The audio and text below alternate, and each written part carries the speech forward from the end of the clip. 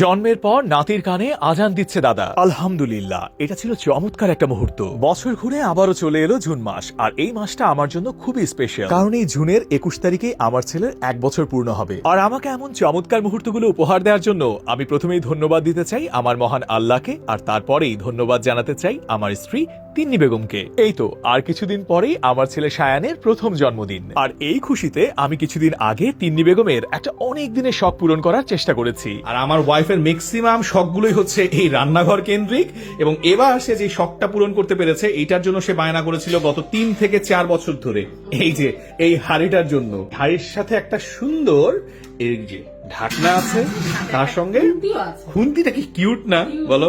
একেবারে রাজকীয় ব্যাপার স্যাপার। কিন্তু আমার তো খুবই ইচ্ছা ছিল যে কুরবানি ঈদের আগে একটা নতুন হাঁড়ি কিনবো। না, সেদিন তুমি বললা না যে 5 কেজি রান্না করা যায়, এরকম সাইজের একটা হাঁড়ি হলে ভালো হয়। আসলে 5 কেজি গোশত তো আমার সেদিন থেকে আমার মাথায় ছিল যে যদি এবার শখটা পূরণ করতে পারি আর কি। আমাদের এই ভিডিওটা যারা নিজেদের প্রোফাইল থেকে শেয়ার করবেন, তারা যদি এই ধরনের এই যে হাড়িগুলো আছে এটা কিনতে চান, তাহলে ওই যে সুরভিন ওয়ার্ল্ডে যখন আপনি নক করবেন যে আমি এটা কিনতে চাই, এবং সাথে যদি আপনি শেয়ার করেন যে আপনি এই ভিডিওটা অলরেডি আপনার প্রোফাইলে শেয়ার করছেন, তাহলে 5% ডিসকাউন্ট পেয়ে যাবেন। ইয়েস, আমাদের পেজের তো অনেক বন্ধু রয়েছেন যারা সবসময় আমাদেরকে সাপোর্ট করে থাকেন।